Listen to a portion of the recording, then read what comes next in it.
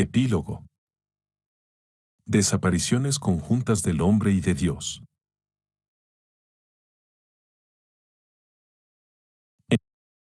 En nuestros días, o sea en el año 4 del siglo XXI, no se habla de otra cosa que de los derechos humanos y del retorno de lo religioso. Algunos nostálgicos de las oposiciones brutales que fascinaron y devastaron el siglo XX sostienen incluso que nuestro universo se organiza en torno de la lucha mortal entre un occidente defensor de los derechos del hombre, o de las libertades o la democracia o la emancipación de las mujeres, y los fundamentalismos religiosos, en general islámicos y barbudos, partidarios del retorno bárbaro a las tradiciones procedentes de la Edad Media, mujeres encerradas, creencias obligatorias, castigos corporales. En ese juego, llegamos a ver en Francia a algunos intelectuales verdaderamente ansiosos por promover, en un campo conflictivo ahora obturado por la guerra del hombre, o del derecho, contra un Dios, terrorista, un significante amo de recambio. Renegados del izquierdismo de la década de 1970, están, sin embargo, sin consuelo ante el hecho de que la revolución haya dejado de ser el nombre de todo acontecimiento auténtico. El antagonismo de las políticas ya no nos revele la clave de la historia del mundo y de que el carácter absoluto del partido, las masas y la clase se haya hundido. Aquí están, entonces, pobres intelectuales sin verdaderos recursos, en simetría con los falsos profetas barbudos y su Dios más o menos petrolífero, ocupados en hacer del exterminio nazi de los judíos el acontecimiento único y sagrado del siglo XX. Del antisemitismo, el contenido de destino de la historia de Europa, de la palabra judío, la designación victimaria de un absoluto de recambio, y de la palabra árabe, apenas oculta detrás del término islámico, la designación del bárbaro. De esos axiomas se desprende que la política colonial del Estado de Israel es un puesto de avanzada de la civilización democrática y el ejército norteamericano, el último garante de cualquier mundo aceptable.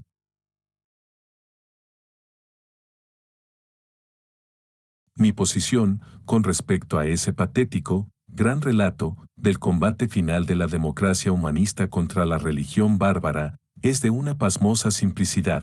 El Dios de los monoteísmos ha muerto hace mucho, sin duda al menos 200 años atrás, y el hombre del humanismo no sobrevivió al siglo XX, 61, ni las complicaciones infinitas de las políticas de Estado en Medio Oriente ni los estados de ánimo esponjosos de los demócratas de nuestros países tienen la más mínima posibilidad de resucitarlos.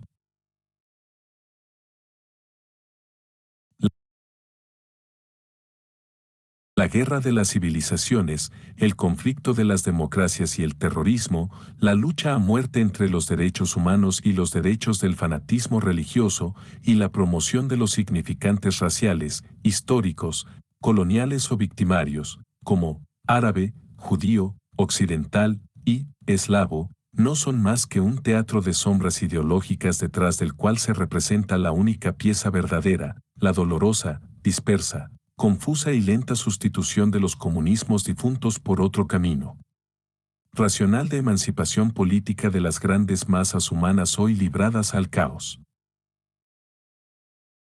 Y sépase que ya no doy importancia alguna a palabras como francés o europeo.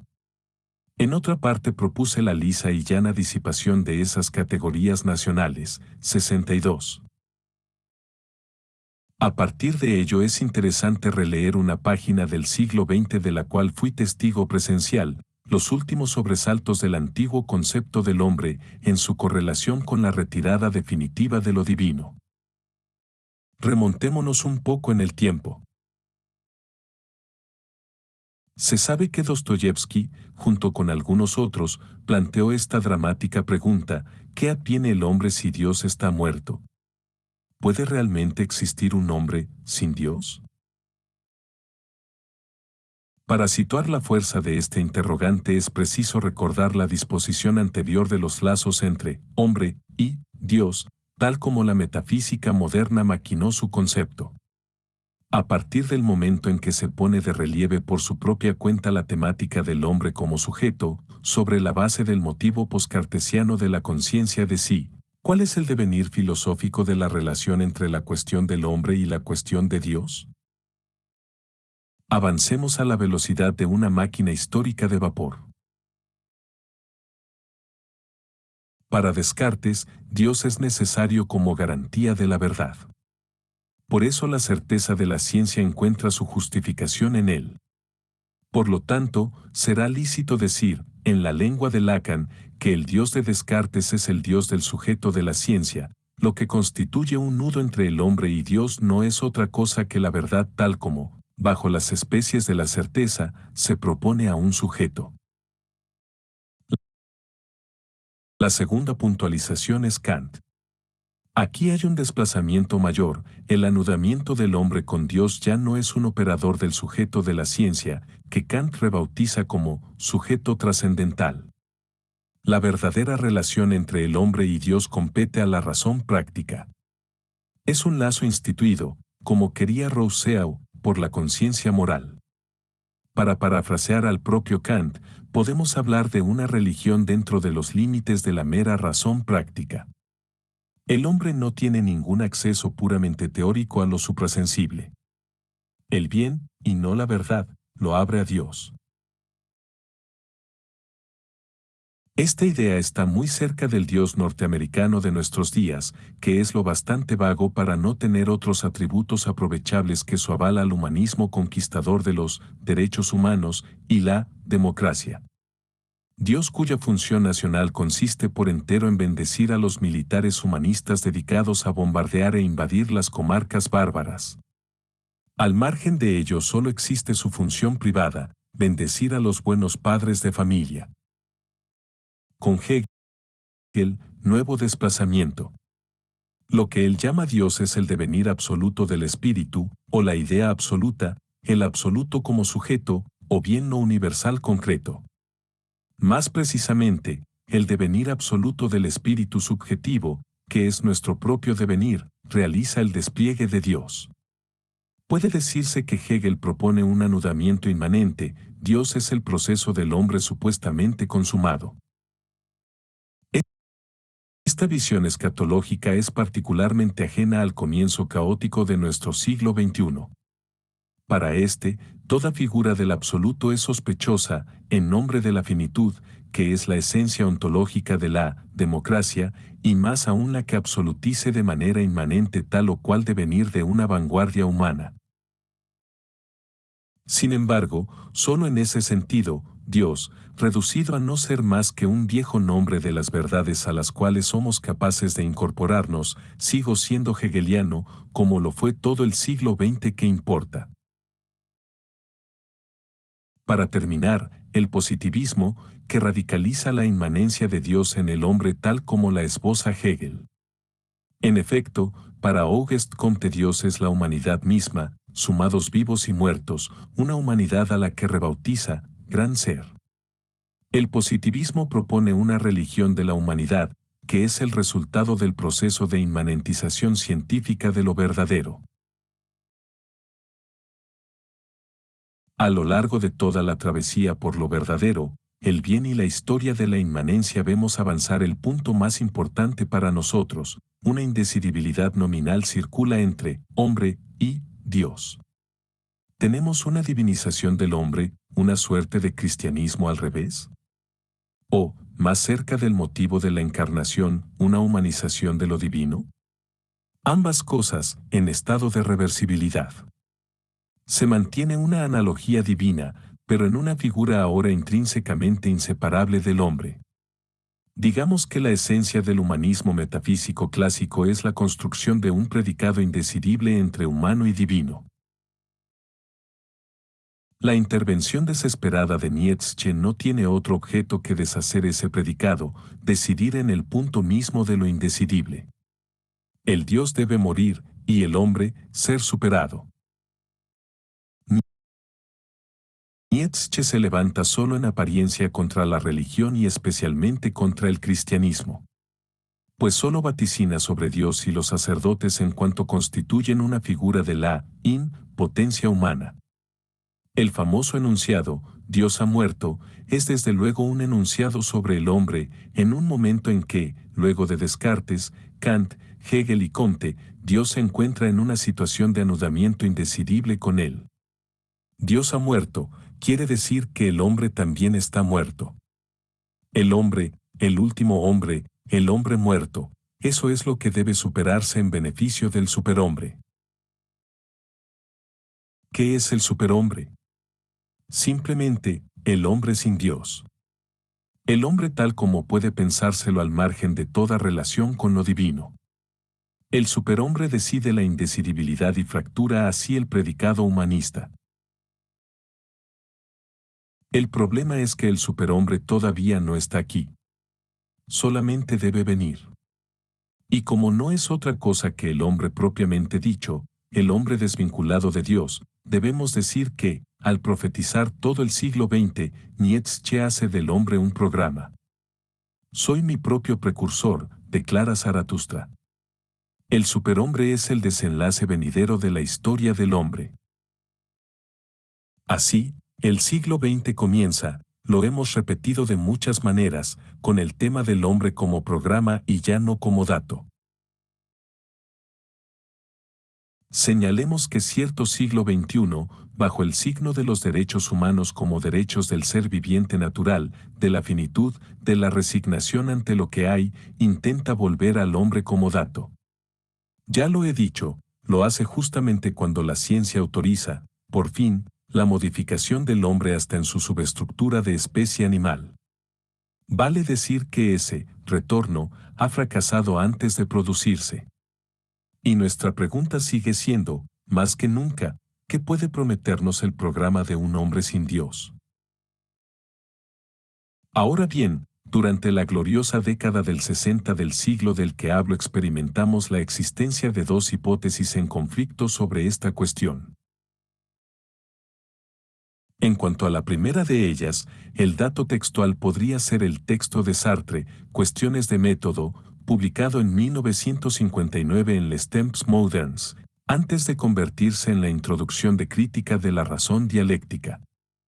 Y con respecto a la segunda, el famoso pasaje del libro de Foucault, Las palabras y las cosas 1966, dedicado a la muerte del hombre. La primera gran hipótesis es que el hombre sin Dios debe ocupar el lugar del Dios muerto. No se trata de un proceso de divinización inmanente. Se trata de la ocupación de un lugar vacío. Entendamos que la ocupación efectiva de ese lugar es sin duda imposible. Al final de El ser y la nada, Sartre dice en sustancia que la pasión del hombre invierte la pasión de Cristo, el hombre se pierde para salvar a Dios.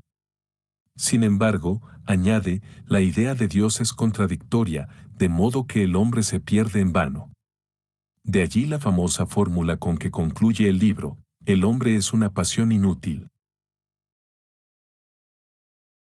Más adelante, Sartre comprenderá que ese romanticismo nihilista es decorativo. Si el proyecto del hombre es suscitar su propio advenimiento al lugar del absoluto, la esencia del hombre es ese mismo proyecto, de manera que su realización no es la medida de su despliegue. Hay prácticas históricas homogéneas a ese proyecto y otras que no lo son. En consecuencia, existe una lectura humanista posible de lo que tenemos que hacer o no hacer, aun cuando la supuesta figura consumada del hombre Dios sea ontológicamente inconsistente. Creo que podemos llamar humanismo radical ese motivo de la ocupación imposible, pero necesaria, o real, del lugar vacío dejado por los dioses. El hombre es en sí mismo su propio absoluto o, más exactamente, es el devenir sin fin de ese absoluto que él mismo es. Casi puede decirse que Sartre lleva al absoluto o transforma en metafísica la dimensión programática de las políticas revolucionarias, sobre todo en su versión comunista. El hombre es lo que el hombre debe inventar.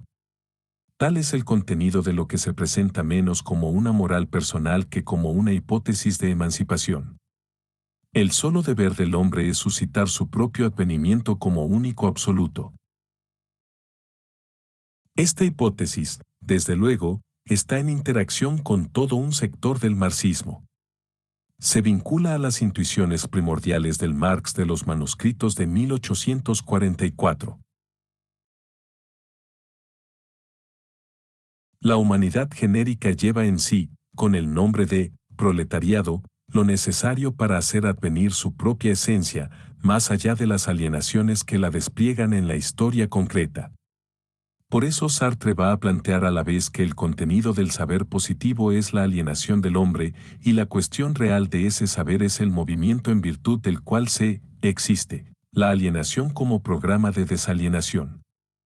Se dirá simultáneamente que, el saber marxista se refiere al hombre alienado, puesto que la servidumbre es el medio histórico actual de existencia de la libertad, lo cual hace del hombre libre un mero programa, y que el problema, ya no correspondiente al orden del saber, es que, el cuestionador comprenda de qué manera el cuestionado, es decir, el mismo, existe su alienación, la supera y se aliena en esa misma superación.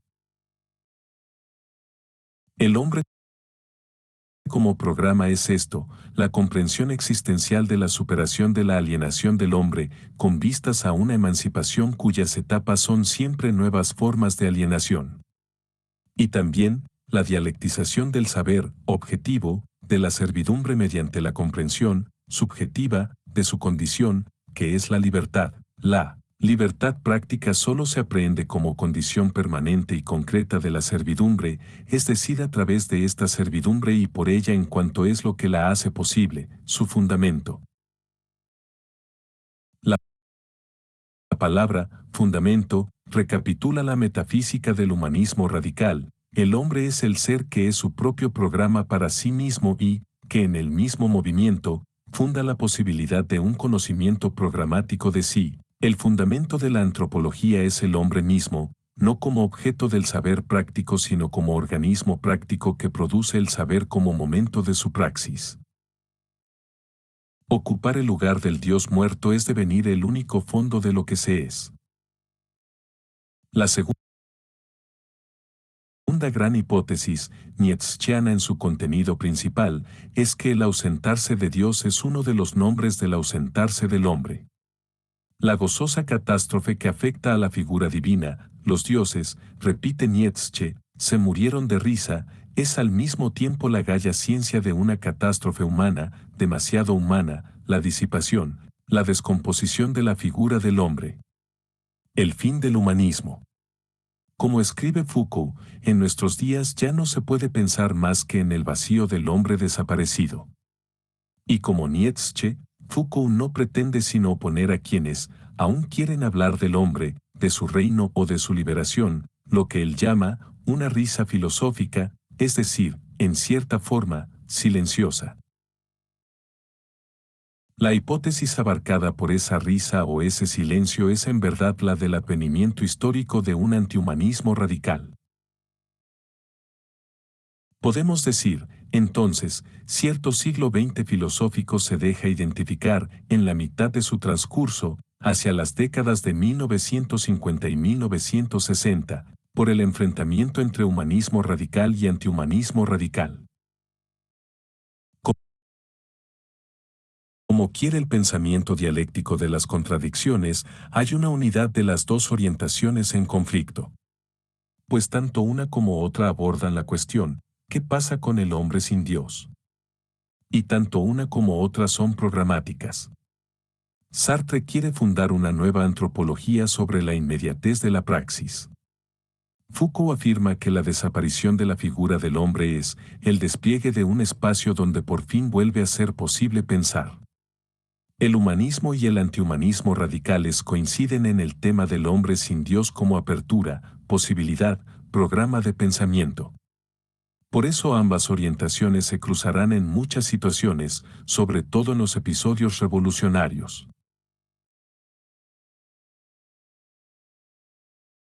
En cierto sentido, las políticas del siglo, o en líneas más generales las políticas revolucionarias, crean situaciones subjetivamente indecidibles entre humanismo radical y antihumanismo radical. como lo advirtió de manera sobresaliente Merleau-Ponty, pero para extraer de lo indecidible conclusiones indecisas, el encabezado general bien podría tener un aspecto conjuntivo, humanismo y terror. El siglo XXI, en tanto, se abre con una moral disyuntiva, humanismo o terror. Guerra, humanista, contra el terrorismo. Esa dimensión conjuntiva, y que ya se percibía en el pensamiento de Robespierre Saint-Just, terror y virtud, una conjunción que autoriza, luego de 40 años, escribir sin paradojas Sartre y Foucault, no veda sino que, al contrario, exige, para estar a la altura de lo que viene, formalizar el conflicto de las orientaciones radicales. Conflicto que en el plano empírico también es, en el siglo, el vuelco de la década de 1950 a las de 1960 y 1970, antes de que la década del 80 lleve a la superficie, como un pez muerto, una disyunción explícitamente desprovista no sólo de toda radicalidad, sino de toda esperanza universal y sebel. ¿Qué es la filosofía para el humanismo radical? Sartre lo dice con vigor, una antropología. Hay un devenir antropológico de la filosofía. Ese devenir está, desde luego, pendiente de la creación del hombre por el hombre. La filosofía es a la postre una antropología provisoria que espera la efectuación histórica, o por secuencias, de ese programa que es la absolutidad del hombre.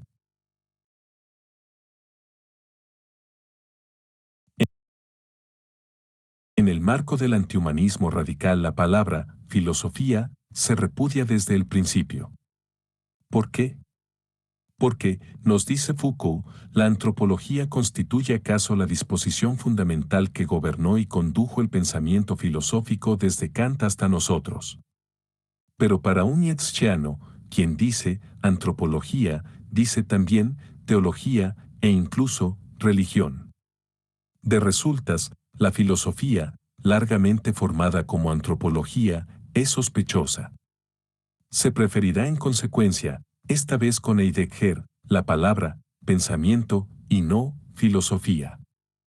En el fondo, el pensamiento, en la visión antihumanista radical, de hecho anticipada por Heidegger desde la década de 1920, designa lo que reemplaza la filosofía cuando se abandona la antropología, con la cual la primera está demasiado comprometida.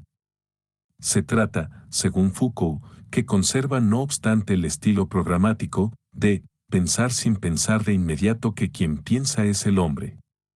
Pensar en el vacío del hombre desaparecido y, por lo tanto, empezar a pensar. Así, en la linde de las décadas de 1950 y 1960 y bajo la consigna única de la muerte de Dios, hay dos definiciones de las tareas de la filosofía. A. Una antropología general que acompaña un proceso concreto de emancipación, Sartre, y B. Un pensamiento que permite la aparición de un comienzo inhumano, Foucault. Sartre llega demasiado tarde. Propone reactivar el humanismo radical, que ya constituía el fondo del voluntarismo terrorista de Stalin, quien, repitámoslo, había escrito, el hombre, el más precioso capital. Pero además, en un estilo muy hegeliano, o joven marxista, Sartre imagina su antropología humanista no solo como un saber comprensivo que acompaña la praxis revolucionaria, sino también como el devenir concreto del pensamiento, como la incorporación histórica del intelecto filosófico, la reintegración del hombre, como existencia concreta, al seno de una antropología, como su apoyo constante, se presenta necesariamente como una etapa del devenir mundo de la filosofía. En definitiva, todo sucede como si Sartre propusiera a la URSS y al Partido Comunista una inyección de ánimo en el momento en que, como figuras paradigmáticas de la emancipación, ese Estado y ese partido no son ya otra cosa que cadáveres políticos. Sartre dibuja la figura patética y formidable del compañero de ruta sin ruta. Si a fines de la década de 1960 el programa antihumanista radical termina por imponerse y sigue siendo, a mi juicio, el punto del cual hay que partir, es porque vehicula las ideas apareadas del vacío y el comienzo. Ahora bien, estas ideas demostrarán su utilidad para los insurrectos de 1968 y de principios de la década del 70. Suele creerse entonces que algo está a punto de suceder. Y ese algo merece que uno le consagre sus energías, justamente porque no es un enésimo refrito del humanismo y se trata, en cambio, de una figura del comienzo inhumano. Como se ve, esta cuestión del humanismo termina por designar un reparto en cuanto a la historia. El humanismo radical mantiene la temática hegeliana de una historialidad de lo verdadero. La palabra programática, hombre, designa cierto trabajo histórico del hombre. Por lo demás, el segundo volumen de la crítica de la razón dialéctica debía dedicarse a la historia, desde Egipto hasta Stalin. Hombre es la noción, de esencia normativa, que permite la inteligencia del trabajo monumental de la historia de la emancipación. Bajo el signo del antihumanismo, Foucault propone una visión de la historia a través de secuencias discontinuas, singularidades históricas que él denomina epistemes. Hombre debe entenderse entonces como una más de las palabras utilizadas por el discurso filosófico moderno. Por eso, la historia como continuidad del sentido o devenir del hombre es una categoría tan obsoleta como la del discurso que la sostiene, la filosofía como antropología. Es preciso estar absoluta y exclusivamente atento a la cuestión de si algo comienza y en qué redes discursivas se sitúa ese comienzo. La historia es un monumento o una sucesión de comienzos. En el siglo, hombre sostiene esta alternativa. De tal modo, el programa del hombre sin Dios dispuso dos proposiciones diferentes, o bien es el creador histórico de su propia esencia absoluta, o bien es el hombre del comienzo inhumano, que instala su pensamiento en lo que viene y mora en la discontinuidad de esa venida. En nuestros días hay un abandono simultáneo de ambas proposiciones. Ya no se nos ofrece más que la restauración del humanismo clásico, pero sin la vitalidad del Dios, presente o ausente, que sostenía su ejercicio. El humanismo clásico sin Dios, sin proyecto, sin devenir de lo absoluto, es una representación del hombre que lo reduce a su cuerpo animal. Afirmo que si salimos del siglo por invalidación simultánea de los dos programas de pensamiento que eran el humanismo y el antihumanismo radicales, soportaremos necesariamente una figura que hace del hombre una mera especie. Sartre ya decía que si el hombre no tiene por proyecto el comunismo, la igualdad integral, no es sino una especie animal apenas más interesante que las hormigas o los cerdos. En eso estamos. Luego de Sartre y Foucault, un mal Darwin. Con un toque ético, pues en lo concerniente a una especie lo único que debe preocuparnos es su supervivencia. Ecología y bioética se ocuparán de nuestro devenir, correcto, de cerdos u hormigas. Recordemos de todos modos que una especie es, por excelencia, lo que se domestica. Con todo, para escándalo de algunos, debo expresar mi convicción de que esa domesticación, subyacente al humanismo sin programa que se nos inflige, ya actúa en la promoción, como espectáculo y norma, del cuerpo victimario. En efecto, ¿cuál es el motivo de que hoy solo se trate del hombre en la gravosa forma del torturado, el masacrado, el hambriento, la víctima de los genocidios, como no sea que el hombre ya no es sino el dato animal de un cuerpo, cuya constatación más espectacular, la única vendible, y estamos en el gran mercado, como se sabe desde los juegos del circo, es el sufrimiento? Digamos que las democracias contemporáneas pretenden imponer al planeta un humanismo animal. En él, el hombre solo existe en cuanto es digno de compasión. El hombre es un animal lastimoso. Esta ideología dominante del siglo XXI naciente quiere destruir por completo el punto común a Sartre y Foucault. A saber, que el hombre, si no es el programa infinito de su propia absolutidad, no merece otra cosa que la desaparición. Sartre y Foucault piensan lo siguiente: o bien el hombre es el porvenir del hombre, Sartre, o bien es su pasado, Foucault. No podría ser su presente sin reducirse a los contornos de la bestia que él contiene o que constituye su infraestructura. Los reaccionarios de hoy en día, por ejemplo quienes escribieron el libelo Pourquoi nous ne sommes pas Nietzscheens, 63, declaran, al contrario, el hombre es el único presente del hombre. Habrá de admitirse, sin embargo, que si así fuera, y en vista de la condición de nuestro presente, el hombre no valdría un ardite. En la retroacción del humanismo animal vemos con mayor claridad los rasgos comunes del humanismo y el antihumanismo radicales, que son tres. 1. A partir del hombre o de su vacío, Sartre y Foucault dibujan una figura abierta. En los dos casos, la búsqueda apunta a un proyecto total. Para Sartre, la antropología amplía la filosofía a las dimensiones del mundo. Para Foucault, mantenerse en la ausencia del hombre es vencer el obstáculo que se opone obstinadamente a un pensamiento próximo. Tanto para Foucault como para Sartre, la cuestión clave es la apertura de un posible inédito, posible del pensamiento para uno, de la humanización del ser para el otro. El hombre, devenir o vacuidad, no es otra cosa que uno de los nombres de esa posibilidad, esa apertura. 2.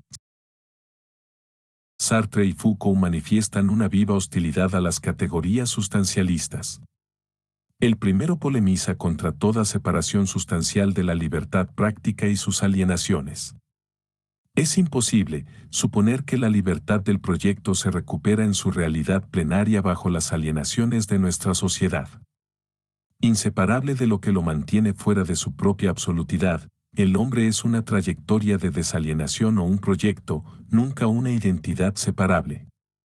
Foucault, por su parte, se burla cruelmente de quienes aún plantean interrogantes sobre lo que es el hombre en su esencia. El hombre del humanismo animal es en cambio una categoría sustancialista o natural, a la cual tenemos acceso por empatía en el espectáculo de los padecimientos. Aún un talento tan vivo como el de Guy Larroux creyó necesario entregarse a esta metafísica opresiva de la piedad. 64. Pero la piedad, cuando no es la instancia subjetivada de la propaganda favorable a las intervenciones humanitarias, solo es confirmación del naturalismo, de la animalidad profunda a la cual queda reducido el hombre en el humanismo contemporáneo.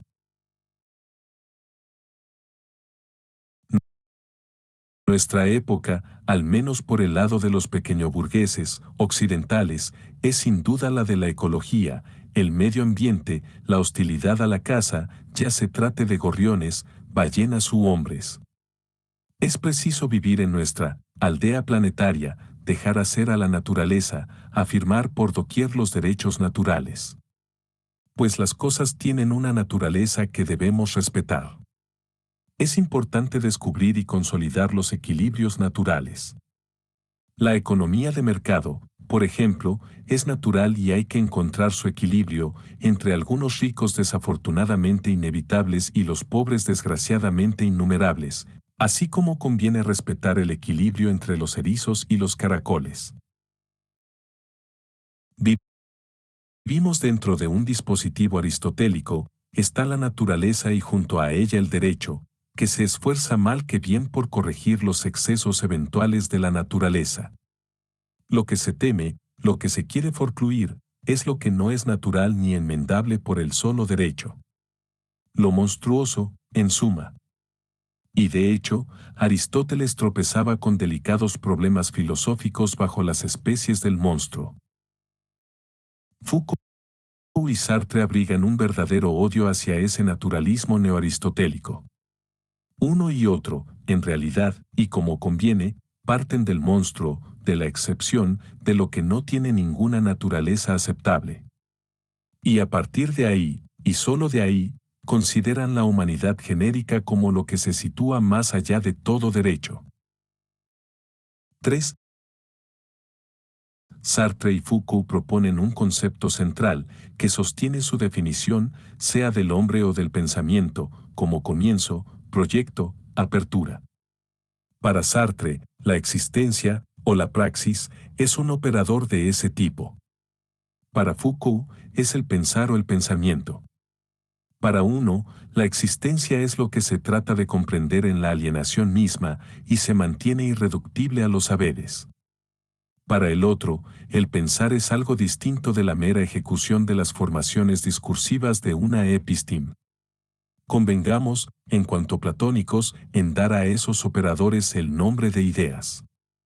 Podremos decir entonces que el imperativo fundamental del humanismo animal es, vive sin idea.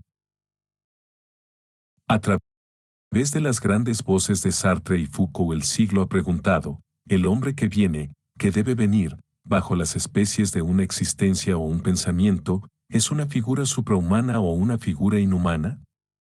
¿Vamos a dialectizar la figura del hombre, a superarla? ¿O nos estableceremos en otra parte? Otra parte, que Deleuze declaraba, interestelar. Al final del siglo, el humanismo animal pretende abolir la discusión misma. Su gran argumento, con cuya obstinación nos cruzamos muchas veces, es que la voluntad política de lo sobrehumano, o del hombre de nuevo tipo, o de la emancipación radical, solo ha engendrado lo inhumano. Sin embargo, era preciso partir de lo inhumano, de las verdades. Y a partir de allí, solamente, considerar lo sobrehumano. Foucault tenía razón, como la tenían Althusser y su antihumanismo teórico, y Lacan y su deshumanización radical de lo verdadero, al decir que esas verdades inhumanas nos obligan a formalizar sin antropologizar. En la aurora de un nuevo siglo, y contra el humanismo animal que nos asedia, hablemos por lo tanto de la tarea filosófica como de un inhumanismo formalizado. Bibliografía. Aigui, Gennady Nikolayevich, Horst Kammershaigi, textos reunidos y traducidos del ruso por André Markovich, París, Le Nouveau Commerce.